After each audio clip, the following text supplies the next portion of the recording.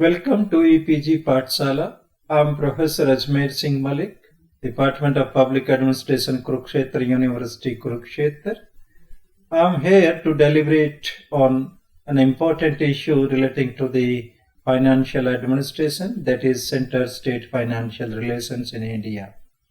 The module will be composed of two parts, or rather we say there will be a brief description on the significance and evolution of center-state relations in India, and the second part we will deal on the constitutional provisions made therein our constitution for this purpose. Basically, we have a federal framework in the Government of India, although it is since the days of the Government of India Act 1935, but we have not accepted India as a federal state. No doubt there are many characteristics which are federal in nature, but there are other characteristics which are unitary in their nature. In real sense, it is the Constituent Assembly which has not accepted the scheme which was provided there in the Government of India Act 1935. The Constituent Assembly, which framed the constitution, that rejected the proposal to describe India as a federal state. Rather, it designated India as a union of states. And as per Article 1 of the Constitution, India is union of states. The financial relations between the central government and the state government at the time, these were the provincial government, that starts in the year 1870, when Lord Mayo introduced the devolution scheme for some purpose. The income tax was levied well before the Government of India Act 1919 was brought in, and as per that, the proceeds of this tax, this means the income tax, that was shared between the central government and the provincial government.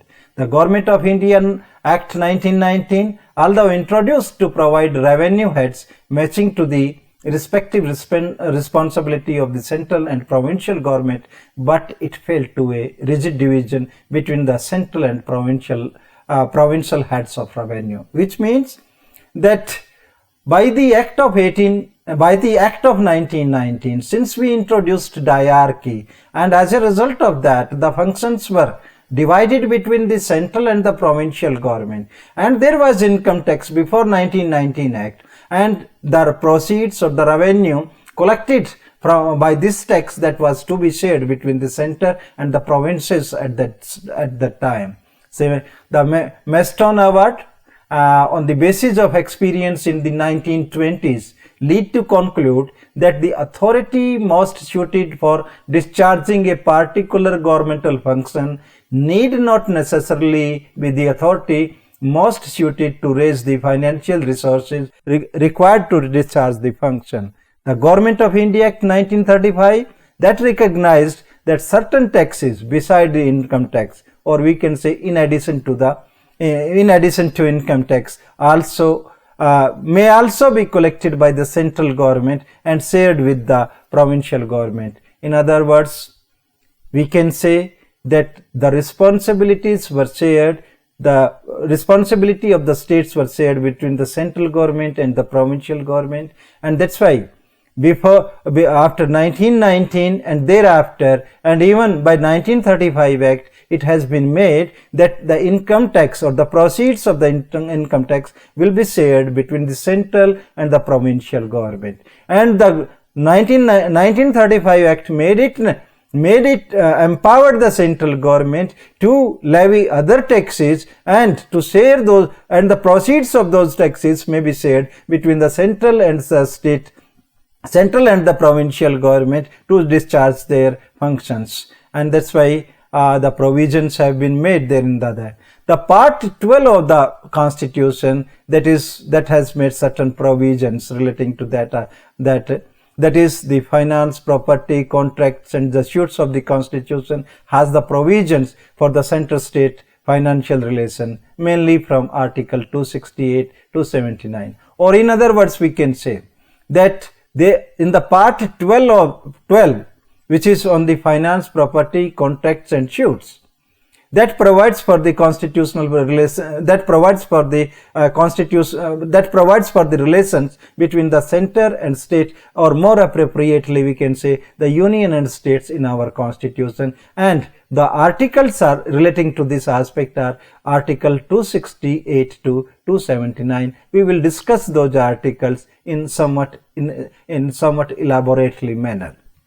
First of all, before we take up all those things, we take up another article, that is Article 266. What Article 266 provides? That provides for the Consolidated Fund of India and the Consolidated Fund of the state. Again, I am repeating this aspect. Article 266 provides that there shall be a Consolidated Fund of India and there shall be a Consolidated Fund of state at the state level. It means all proceeds or the income of the states as well as of the union government, that will be deposited in the Consolidated Fund of India and the Consolidated Fund of the state. Similarly, Article 267, that provides for the Contingency Fund of India, and naturally as in the case of Article 266, there is a Contingency Fund of state also, and it is provided there in Article 267. The Article 268, which as I have already stated, that provides for the center-state relation, and it is a very important article in determining the center-state relations. Article 268 provides for the duties levied by the union but collected and appropriated by the states. I am repeating this aspect, that duties levied by the union government but those are collected and appropriated by the states. Means the state is empowered to collect those and appropriate the proceeds from those duties. Article 268A, that is an amended Article 268 is amended, and that is Article 268, that provides for the taxes on services. Again, I am emphasizing because this is the most flexible tax or most flexible source of revenue at the present time. It accounts for more than 10% of the total proceeds, total gross revenue of the country. That is Article 268A provides for taxes on services which are levied by the Government of India but collected and appropriated by the Government of India and the states in the manner prescribed as in clause 2 of this article. It means that the Parliament, the clause 2 of Article 268 provides that the law relating to this tax, that is provided in the that is tax or Article 268 provides for the duties levied by the union but collected and appropriated by the states. It means that taxes are levied by the union government but those are collected by states and as well as appropriated by the states. The Government of India, or more appropriately the Parliament, has amended this article and inserted another article, that's the Article 268A. Article 268A provides for taxes on services levied by the Government of India or the Union Government. These taxes are collected by the Union Government and appropriated by the states in the manner as prescribed there in the clause 2 of this article. What clause 2 provides for? The clause 2 provides for that for this kind of the taxes, that is taxes on the services, that will be how it will be appropriated, how it will be how this will be collected and appropriated, that will be determined by the law made by the Parliament. And therefore the predominance or the authority to allocate these articles to these resources, the resources on the resources or the revenue collected by the Government of India or by the states, whatever it is, Now at present it is by the Government of India as the tax on the services, that is an important one, and that is to be distributed as per the sweet will of the Government of India. This, if we say that there is more than 10% of the gross revenue of the Government of India is from this source of tax, that is the tax on the services. Similar, there is another article, next article we can say Article 269, that deals with the taxes levied and collected by the Union but assigned to the states. The proceeds will not be a part of the consolidated fund of India and assigned to the states within which the tax is leviable and distributed among those states in accordance with such principle as formulated by Parliament by law. In other words, or in a simple sense, we can say there are certain taxes which are levied and collected by the Government of India in certain states, not in all the states, in certain states, and the proceeds of these taxes, which are proceeds of these taxes, that will not become a part of the consolidated fund of India. The reason being, these will be allocated to those states from where these are collected, collected by the Government of India, and it will be distributed as per the principle laid down by the Parliament in this regard. Again, we can say that just to have some sort of predominance on the financial resources, that keeping in view certain peculiar situations of certain states regarding certain activities, the Government of India or the Parliament has made law so that as per Article 269, those can be collected by the Government of India, and if they want to give certain relief, certain concessions to the concerned one, and it can be allocated. These are the certain operational aspects. That's why this provision has been made by in the Constitution, so as to compensate or so as to smoothen the tax structure and the mechanism to collect the taxes and to allocate the proceeds of those taxes to the states. The next article is Article 270, and that Article 270 provides that all taxes and duties mentioned in the Union list, except those in Article 268, 268A, 269, and surcharge on taxes and duties referred in Article 271. We will discuss after this one that surcharge on taxes and duties and any kind of cess levied for specific purpose under any law made by Parliament is collected by Government of India and distributed between Union and states. Again, I am repeating it. Article 270 provides that all taxes and duties in the Union list and surcharge on taxes and duties and any cess levied for specific purpose that will be imposed by the Government of India, it will be collected by the Government of India, no doubt after enacting a law in this regard, and it will be distributed between the Union and states, and no doubt on the basis of certain agreed or whatever is being accepted by the Parliament. Then next article, that's Article 271, as I have referred earlier, that is in the Union list. It empowers the Parliament to increase duties or taxes by a surcharge, and the whole proceeds of it is credited to the Consolidated Fund of India. You might be observed, there is an education cess, there is again Swachh Bharat cess, this kind of the cess which is imposed on income tax or on any other tax.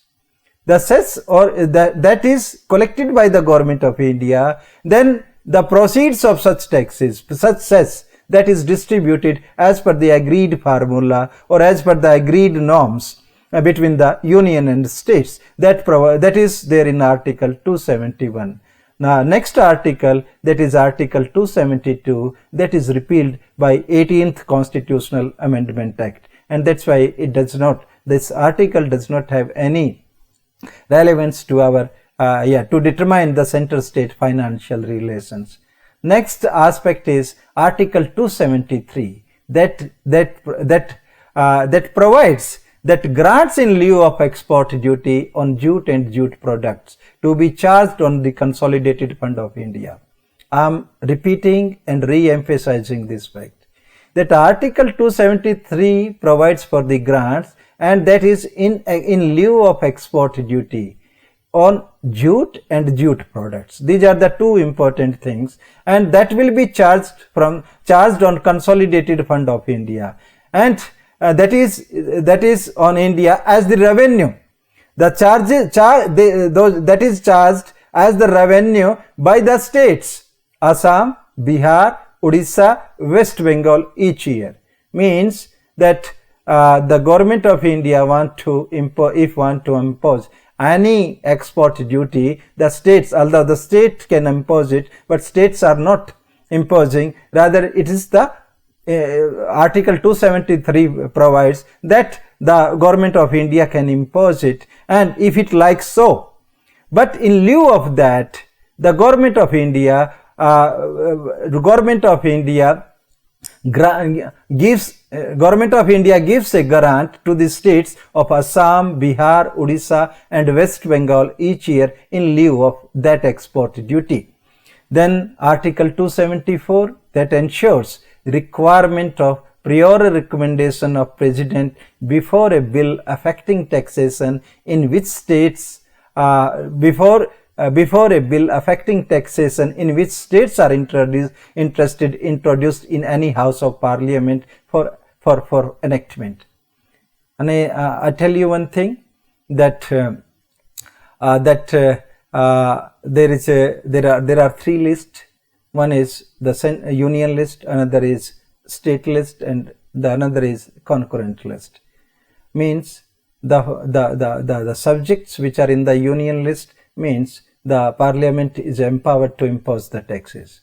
In case of state list, the parliament, the state legislature, not parliament, the state legislature is empowered to impose taxes. But there is no reference to the concurrent list. Means there is that the concurrent functions are like that we may not require enough resources. But there is an article there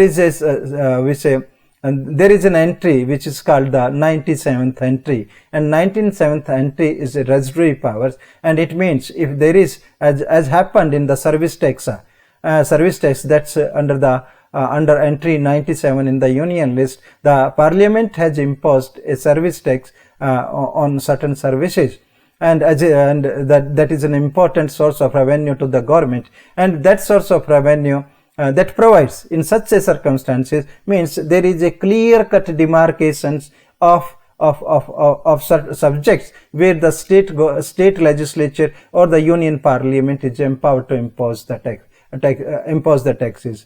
But an important thing, Article 274 has relevance in such a circumstances. Means if there is any bill in the parliament to be introduced, and that is affecting the state, that is affecting the revenue of a particular state, in that circumstances it is provided in this article, means to Article 274, that the prior recommendation of the president has to be taken, so before it is introduced or before it is enacted in the parliament. Reason being that it may affect the interest of that particular state which is to be affected by that enactment of the parliament in context with the taxation.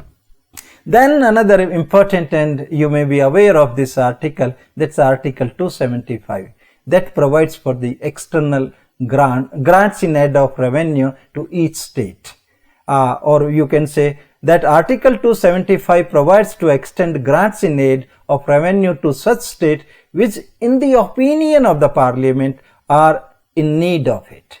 Again I am emphasizing because there are certain kinds of the grant, but Article 275 provides the grants for the purpose for which the state is in need of that, and the quantum of that grant is determined by the parliament, and it may be different for the different state, and it is paid out of the Consolidated Fund of India.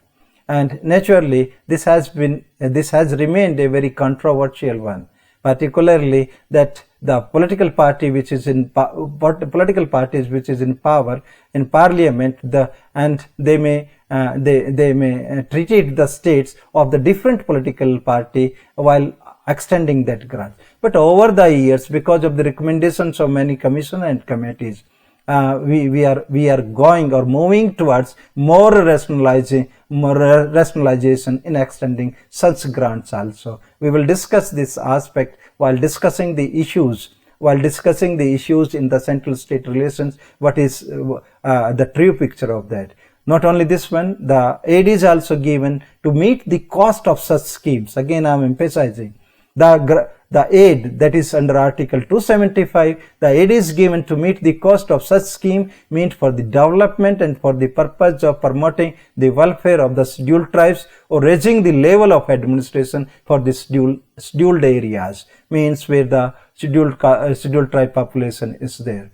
There are certain other articles also in the Constitution which have relevance or which are related to the central state financial relation. Here I emphasize two articles, Article 292 and Article 293. And Article 292 and 293 define the power of the Union and states respectively. Article 292, that's of the Union, and Article 293, that's of states, to borrow money to finance their activities. This is again a very important and it has also been a very controversial one. That Article 293 that provides, particularly I am emphasizing because of this controversy, that Article 293 provides that state can borrow only within the territory of India, not outside it, and that they cannot raise any loan without the permission of the Union government if any part of the loan extended by the government of India remains outstanding. I would like to elaborate a little bit here about the Article 293. Article 292 is relating to the Union government. A Union government can borrow money from anywhere, internationally or nationally or from anywhere, from the private or the public sector. However, in case of state cannot borrow money. They can borrow money from the territory of India, and that is also with the permission of the Union government or the central government. And there is a clause that if there is any amount of loan of the government of India outstanding against the state government, then this permission is a mandatory one. And almost all the state governments have taken loan from the Union government. In such circumstances, it has become a law, or you can say it has become a control mechanism of the central government on the state government, and they cannot borrow the money. Although there is another provision also, that is they can raise their revenue from the small saving schemes, or the NSSF, National Small Saving Fund. We can say earlier the limit was 100%, now it has been reduced to the 80% of the, so that we will take up in another discussion or in another module, and that's in detailed manner. The Constitution, again very important, have a distinct power to levy taxes to the Parliament by specific entries in Union list and state legislature, and appropriating the proceeds of taxes so levied by them. As I already stated, that if it is in a Union list, then Parliament is empowered. If it is in state list, then the state is empowered. Residuary powers, entry 97, we already discussed with that, and that's why there is and I've also stated that is in case of the concurrent subjects, there is no provision, or there is no concurrent taxes, no concurrent sources of revenue for the government of India as well as for the states. Then we can say that what are the taxes in the Union list? This is very important to state here. Just I would like to, there are 13 taxes in the Union list, like the most important one, income tax, other than agriculture income, because agriculture is in a state list, and the Parliament cannot tax, or Parliament cannot make a law to impose income tax on the agriculture income. Custom duties, again it is union list, and so Parliament is empowered to that. Excise duties, except those on alcoholic liquor for human consumption. Corporation tax, again it is in the union list. Estate duty in respect of property other than agriculture, means any property which is other than agriculture, on that the union, on that Parliament can enact a law to impose the taxes. Terminal taxes on goods and passengers, but carried by railways, sea or air. The passenger terminal tax on goods and passengers, that is by railways, by sea or by air. It cannot be by roads, because by roads, that's in the state list. Trade or commerce, that's again relating to the union list. Taxes other than stamp duty on transaction in stocks, exchanges and future markets. And stamp duties on purchase of assets other than these, that is land, etc., that is not imposed by the Parliament, that can be imposed by the respective state legislature. Taxes on sale and purchase of goods other than newspaper, when such sale takes place in course of interstate trade or commerce, means that these kind of sale or purchase of goods can be imposed only if it is interstate, means where the state is not in picture, only then it can be imposed. So these are some of the taxes or imported taxes which are in the union list. Similarly, there are certain taxes I would like to share with you, that is, which are those in the state list. Normally these are, we say there are 19 such taxes which are imposed by the different states all over the country. What are these? Land revenue, but it is abolished by majority of states. It was considered one of the important source of revenue by the states, but now the rate is so low, and Haryana state was the first one to abolish it first. And then another important tax on agriculture income. So far, no state legislature has enacted any law to impose income tax on agriculture. Taxes on land and building, that taxes are imposed by the state government. Taxes on mineral rights, subject to the restriction imposed by Parliament. This is again a very controversial issue. We will take up another lecture on this particular aspect. Excise duty on alcoholic liquor for human consumption, that's also alcoholic liquor for human consumption, that is taxed by the state legislature. If it is not alcoholic products, if it is not for human consumption, then it is taxed by the Parliament or by the union government. Taxes on sale and purchase of goods other than newspapers. Taxes on goods and passenger, as I already stated, carried by road.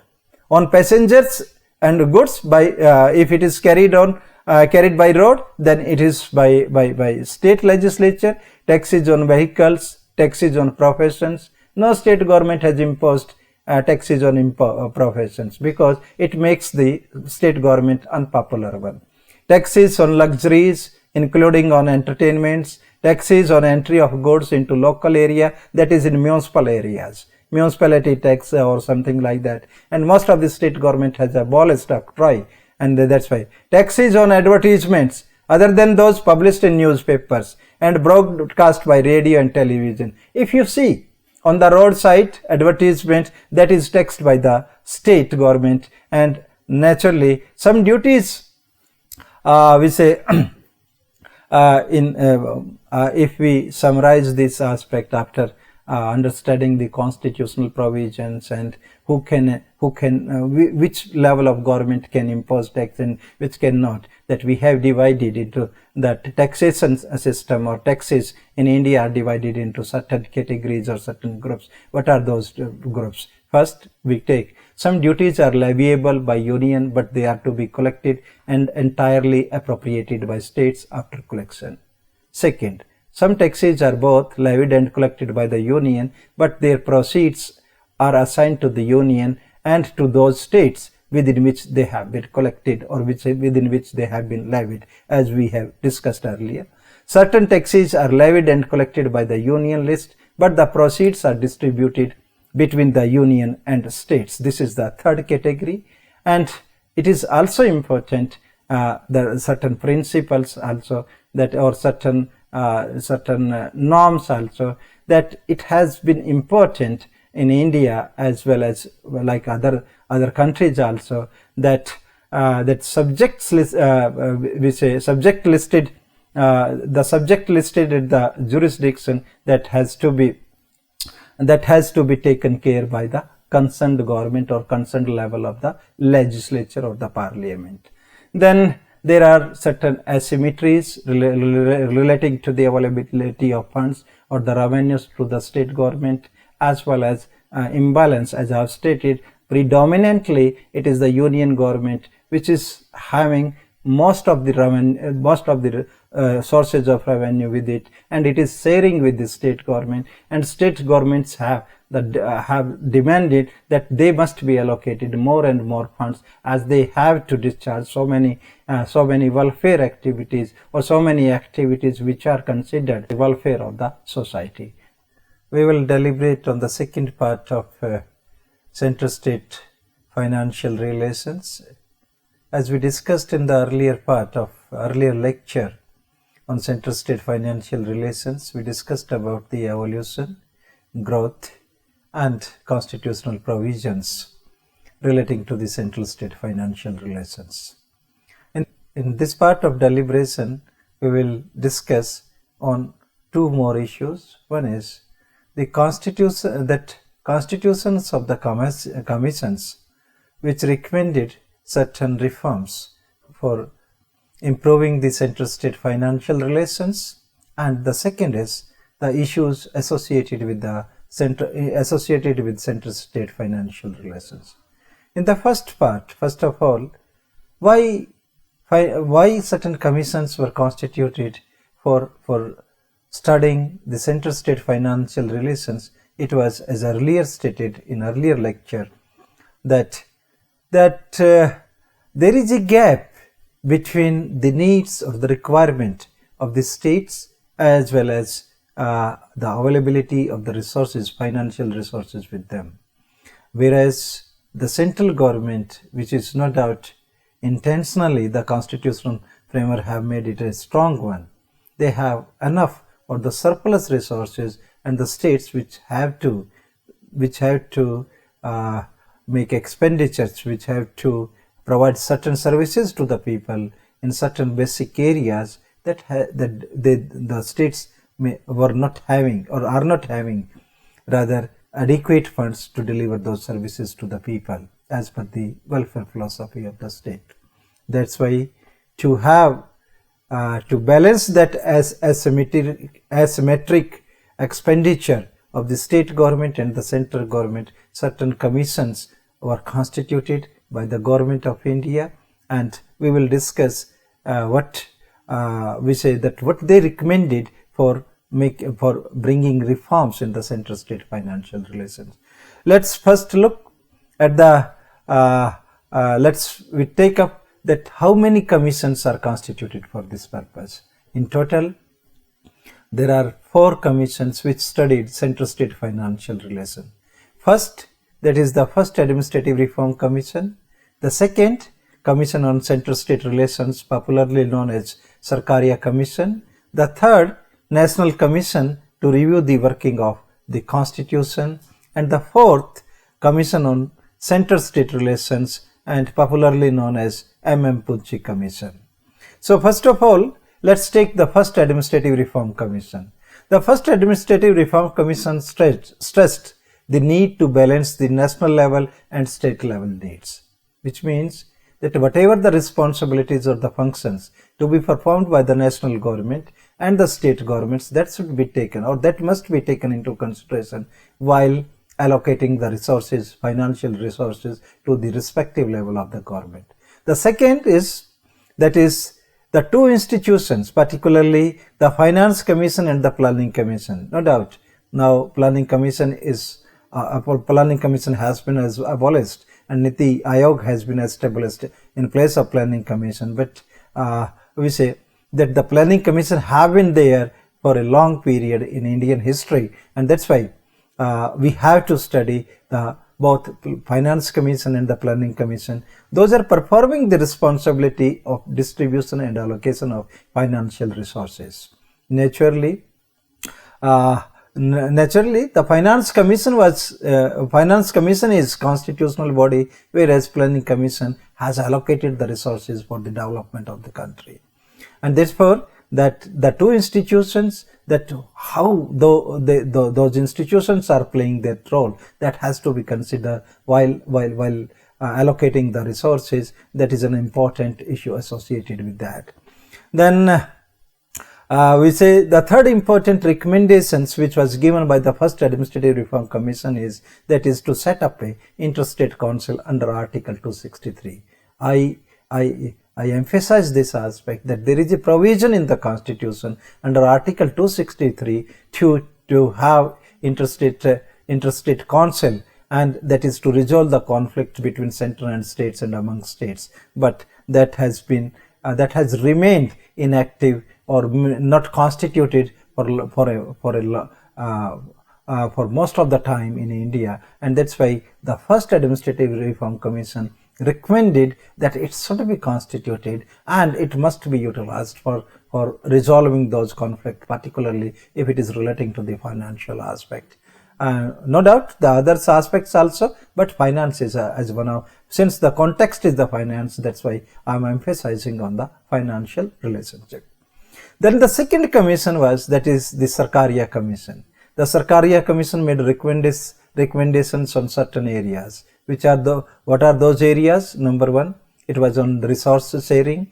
Number two, it was on expenditure reforms. Number three, it was on the Finance Commission and Planning Commission and their relationship. And number five, that is the natural calamities, and there are certain other matters also. What are those? The second commission, constituted by the Government of India to study the center-state financial relation, or in general center-state relation, was the Sarkaria Commission. The Sarkaria Commission made recommendation in the following 5 areas.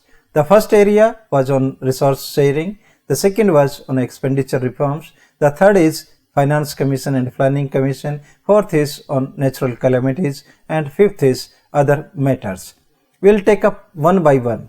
The first aspect is that is the resource sharing. But before discussing the resource sharing, we would like to discuss that Sarkaria Commission was constituted in 1984, and that was to study the center-state relations in general. It also studied the provisions made under Article 268 and 269, and therefore the Commission made certain recommendation in the areas I stated earlier, that is in the 5 categories and relating to, or in financial context, center-state financial relations context. First important thing is that's the resource sharing. In case of this aspect, it made certain recommendations, that is that there is it recommended that the central government should consult the state government to levy duty under Article 268, and it should be on periodical basis, because there are changes in the circumstances or the conditions, and that's why that it should be the Government of India should consult the state government in this regard. The second important thing, recommendation relating to this resource sharing, that Commission recommended that it proposed that a National Economic and Development Council should be established, and the taxation on agriculture income should be considered, although it has not been accepted, or we say that has not been accepted by the government. There is another important thing is that the Commission recommended that is the resource sharing should be revised based on certain criteria, and we say the third recommendations on resource sharing which Sarkaria Commission made, that the surcharge which is to be levied on income or any income of the state or the country or the central government, if we are imposing surcharge, then it should be for specific purposes and it should be shared with the states. This is an important recommendation which was made. Not only this one, that is the taxes under Article 268 and 269, that should be transferred, or we say that the fourth recommendations in case of resource sharing is, that is the revision of the upper limit on the profession tax, etc. That should be there. The second aspect was relating to the expenditure reforms, and in case of expenditure reforms, it advised the state governments and the central government that the populist measures, particularly being taken by the state governments, there should be certain restrictions on those aspects. Nowadays, you see, particularly when the political parties are releasing the manifesto, then they promise to launch the popular scheme, and you see that the Sarkaria Commission during 1980s, it recommended that if there is an expenditure which is not as per the sound financial management of the country, that should be restricted. And that's why the expenditure reforms should be made in such a manner so that there may not be the wastage of the financial resources which is not surplus in our country. The third important aspect on which recommendations were made, as I already stated, that is on Finance Commission and the Planning Commission. Although since the Finance Planning Commission is nowhere, and the Finance Commission has attained its original position, and it started to devolve the financial resources to the states, and those are well accepted by the government, and the 42% of the allocations from the divisible taxes or the income tax between central government and the state government, that is an example of it. That is, we can say the Finance Commission has attained its original, or Finance Commission has no competitor now in the form of the Planning Commission, and that's why we say. But there were certain recommendations made by the Sarkaria Commission in that regard, and that's why I am not repeating them. It is history, and if you want to read about it, then you refer to the text available, and you will find all those things. The fourth important areas where recommendations were made by the Sarkaria Commission, that is in the case of national calamities. The fourth important areas where recommendations were made by Sarkaria Commission, that was in case of natural calamities. And in case of natural calamities, there are three important recommendations. The first is that relief must be given immediately. There is no use to give relief after a calamity has passed away. The second important thing, that the states should have discretion to make inter-district or intersectoral adjustment. This is important.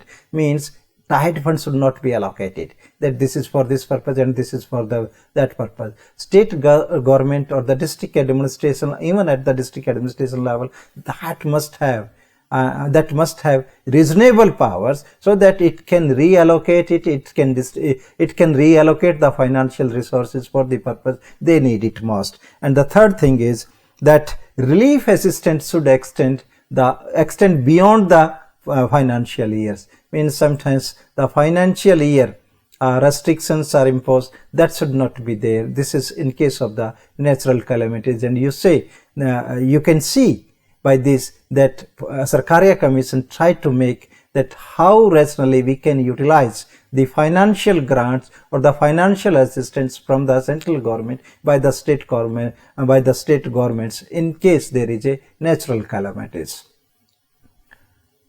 The fifth area of recommendation was other matters, we take it, and in that case it recommended some of the important recommendation that it is necessary to develop organizational capabilities and enterprise, especially in those states where the flow of institutional finance is not to the desired extent. I am repeating it. It is necessary to develop organizational capabilities and enterprise especially in those states where the flow of institutional finance is not to the desired extent. there are certain states still now which doesn't have that kind of institutional finance. Although it is somewhat it seems to be somewhat obsolete, but many of the states are facing this at that time. Many of the states were facing, and that's why this was considered as an important recommendation. The another important recommendation was that there should be adequate flow of funds to the backward regions of the country or backward states of the country. This is an important recommendation.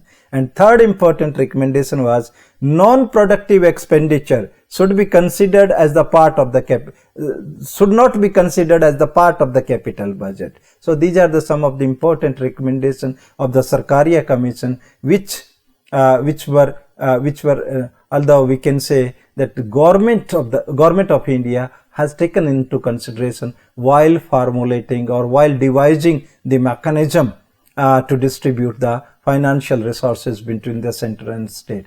The third commission, which we normally or which we know as the National Commission to Review Working of the Constitution, it has also made certain recommendations. What are those recommendations? I'm trying to be brief in this aspect, that there should be a specific enumeration of services that may become amenable to taxation by the states. Therefore, Constitution may be amended to enable state to levy and collect certain taxes now levied and collected by the Union in order to augment their resources. This is very important recommendation.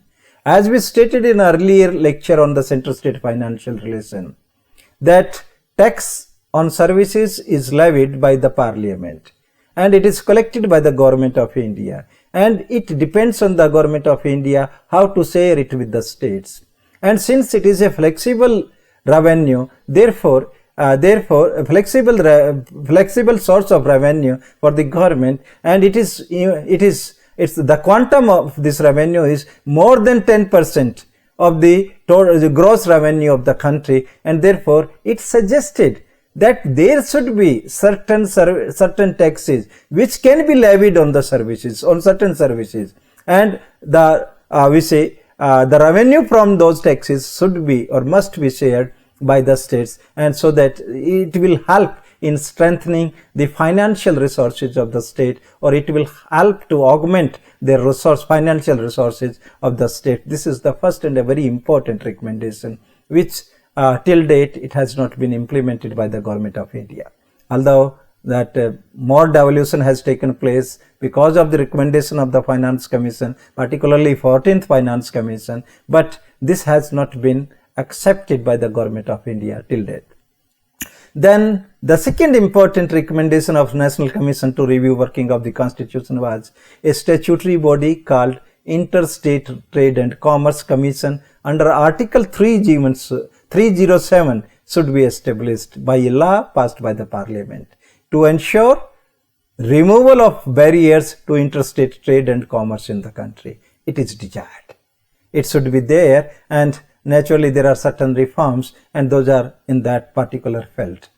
The third recommendation was that the Commission called for restructuring 11th and 12th schedule by amending Article 243H and 243X, which will allow the state legislature to make laws, to devolve power to the panchayats and municipalities, to create a separate financial domain for panchayat and municipalities. In simple words, the provisions have been made since 10th Finance Commission that certain financial resources will be devolved directly to the panchayats and municipality on the recommendation of the Central Finance Commission. This was provided there so that the function which are listed in the 11th schedule for panchayats, 12th schedules for municipalities, those may be performed, and there is a financial sustainability of the panchayats and municipality in the country. That is the third stratum of administration or the governance that may be strengthened, and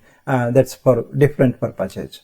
The fourth recommendation was, it recommended to amend Article 280 Clause 3BB and Clause C to enable the Central Finance Commission to make recommendation after taking into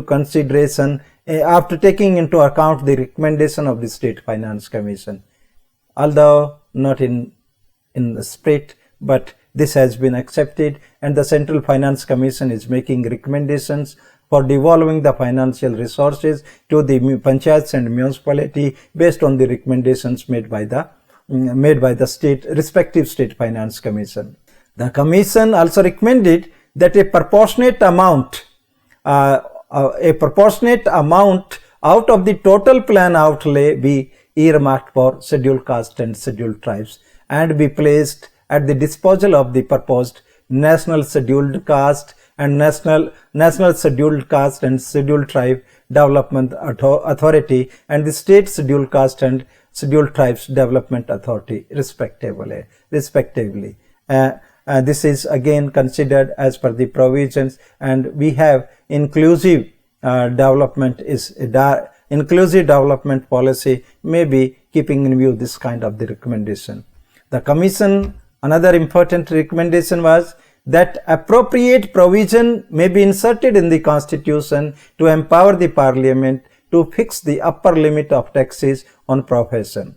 Again, Article 269, not Article 269, but rather Article 276, Constitution to empower the Parliament to fix the upper limit on taxes on profession, trade, callings and employment under Article 276 by enacting a law on the subject. Again, I am reminding you, under this provision of the Constitution, there is a limit on imposing tax by the state government. There is a limit on imposing tax by the state government, and that limit can be increased only by the parliament, not by the state legislature.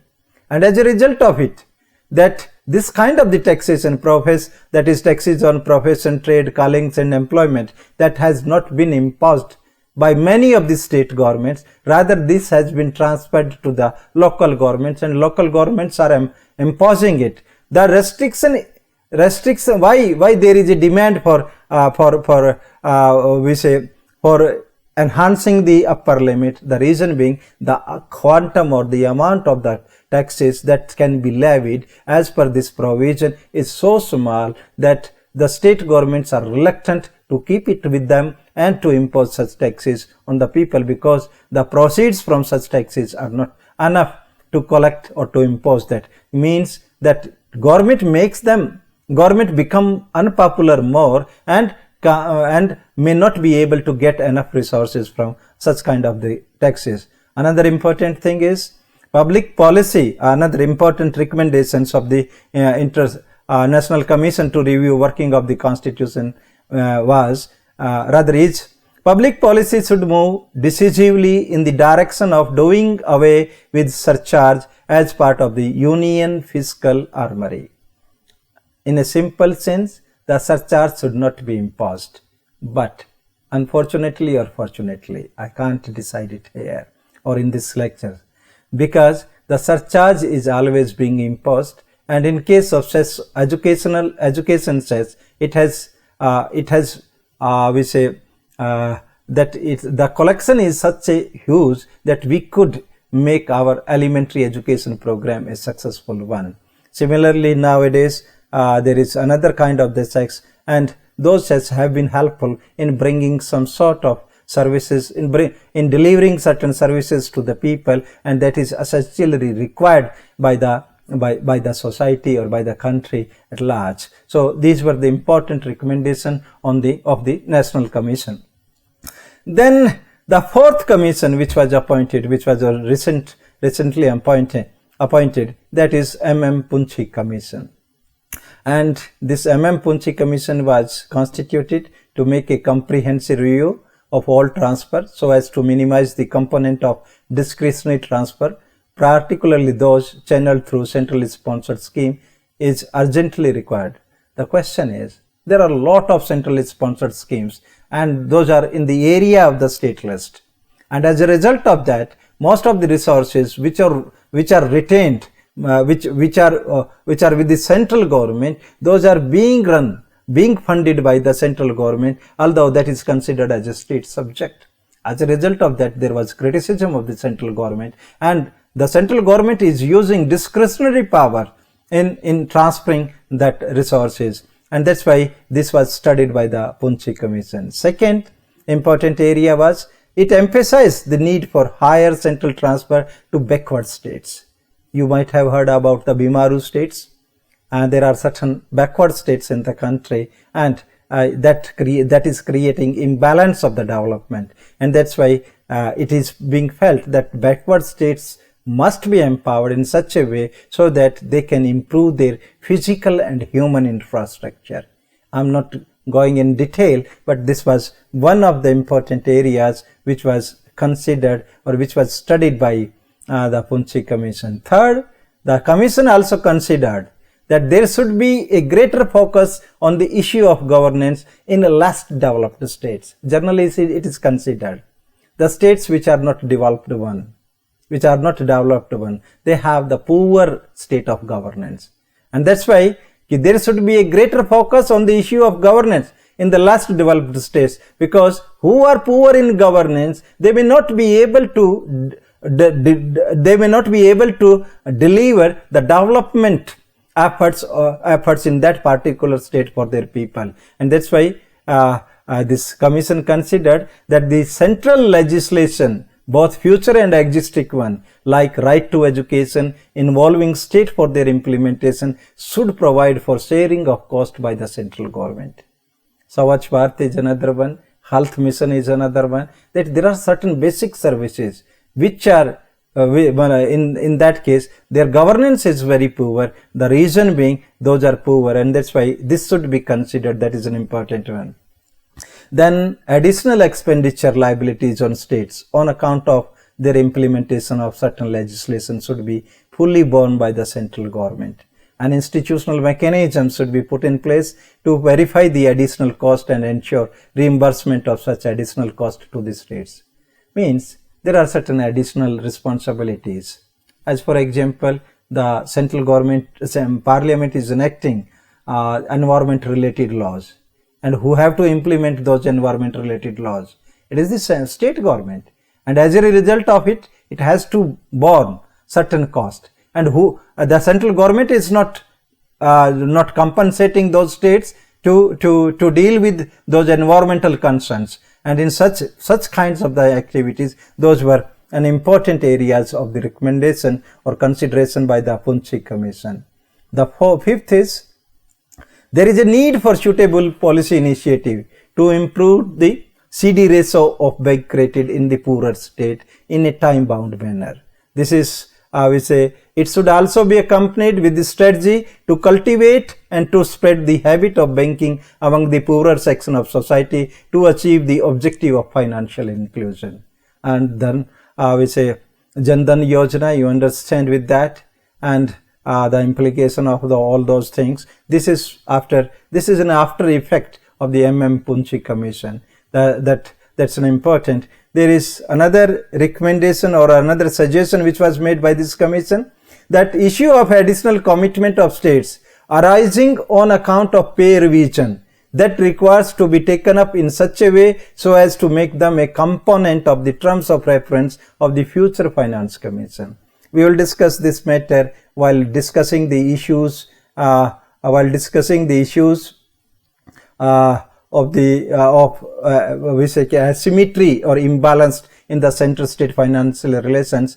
Then there is another case which for that the recommendation was made. The royalty rates on major minerals should be revised. I'll take up this later on while discussing the things, but we say there is another recommendation. The ceiling on profession tax should be completely done away with by a constitutional amendment. The Commission also felt that the scope for raising more revenue from the taxes mentioned in Article 268 requires re-examination either by the next Finance Commission or by constituting an expert committee.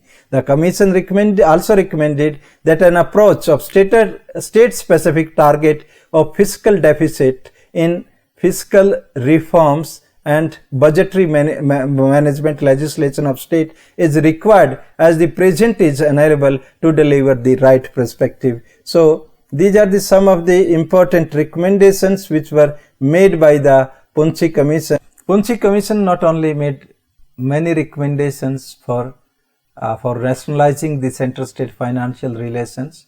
Rather, it has also pointed out that there are certain issues which needs to be addressed, which needs to be which needs to be studied and addressed in a proper manner. What are those issues? Some of those important issues we will discuss in our lecture, in our deliberation here. The first is vertical imbalances in resource sharing. Number 2 is growing central expenditure on function in state list. Number 3 is regional imbalances. Number 4 is compliance and enforcement cost of central legislation. Number 5 is pay revision related issues, and it has made certain recommendations we have already discussed and we referred earlier in the lecture. Number 6 is royalty related issues but on minerals and spectrum, etc. Number 7 is issue relating to service tax and profession tax. We already covered it. Taxes under Article 268 and 269. Then fiscal legislations, market borrowings, small saving loans, direct transfer to local bodies and other implementing agencies, macroeconomic stabilization. So, we will take one by one. First, vertical imbalances in resource sharing. This is an important issue. The subjects are indirectly referred. The subjects like agriculture, education, skill development, health services, welfare of weaker sections. These are in the state list, and state have not been endowed with matching financial resources for delivering it to the services. As a result of that, there is a feeling among the states, I am quoting, that the resource transfer to them have not been commensurate with the growing responsibilities. If we give an example that during year 2005 to 2008, the data is the share of state in the combined revenue received before transfer during 2005-2008 was 37.1%, and the percentage share of center was 62.9%, and this percentage of share after transfer was 63.5% and 36.5% respectively for states and center. It indicates there is a wide vertical imbalance of resources. The relative share becomes just the reverse after transfer, with the share of state going up to that of the center coming down. In simple words, that about 35% of the cost of the services delivered by the states is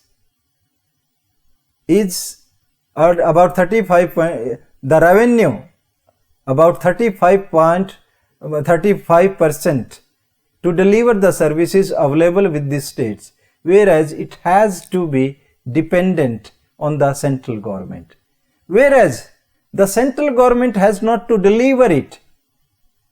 It is only we say only taking the responsibility or giving only 35% of the services to be delivered, these services to be delivered. So, what should be with the states, that is with the center, and what should be with the center, that is with the state in terms of expenditure, in terms of the cost. And that's why there is a vertical imbalance, and that's why it is important that in these services which are basic, which are considered very basic for the welfare state, that expenditure for that should be shared in the ratio of 50-50. Means both of the state and central government may share it in equal terms, although the devolution, because of that 42% of the devolution from the income tax, no doubt it may be soothing on the states, but it is still not to be considered as sufficient one. The second important concern or issue was growing central expenditure on function in the state list.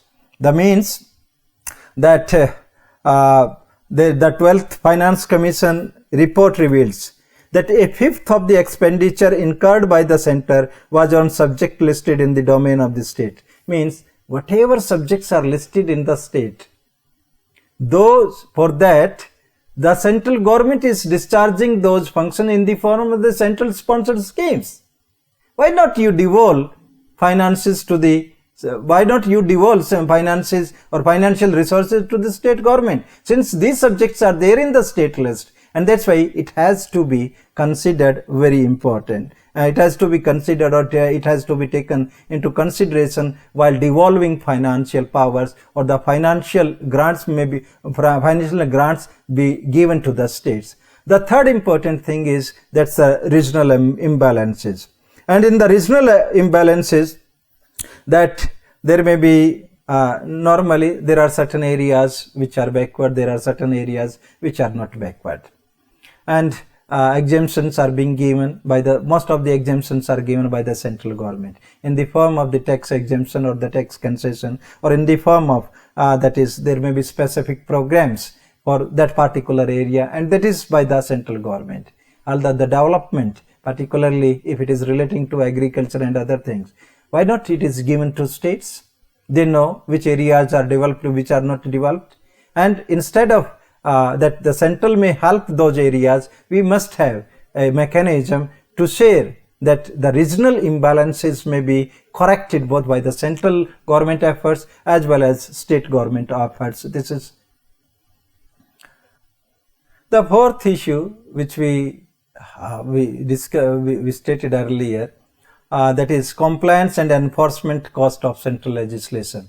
In this case, as stated you, that there are certain laws relating to the environment, that may be Wildlife Protection Act, Forest Conservation Act, Biodiversity Conservation Act, and Tribal Conservation Act, and along with this central legislation of Environmental Protection Act.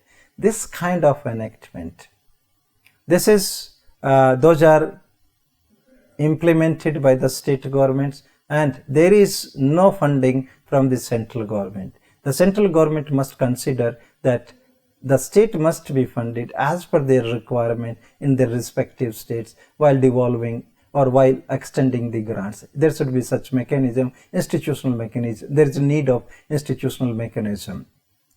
Then fifth, and that's the pay revision related, as I stated earlier also.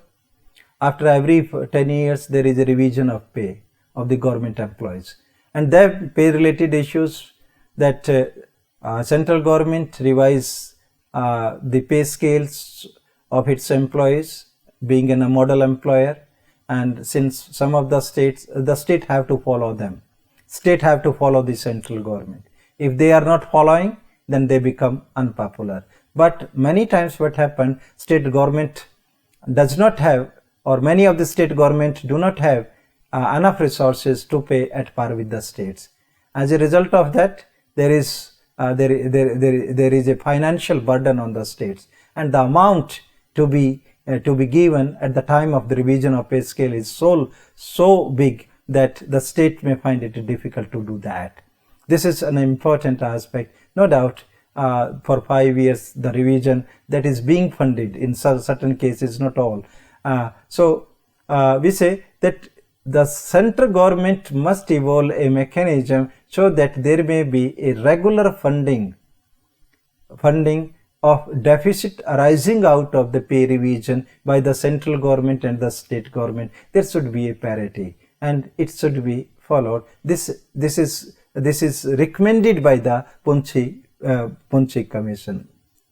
Then another important thing is that's the royal related issues, that is on mineral and spectrum, and we say there is what is this royal related issues? We say revision of royalty rates on major minerals. This is an important issue.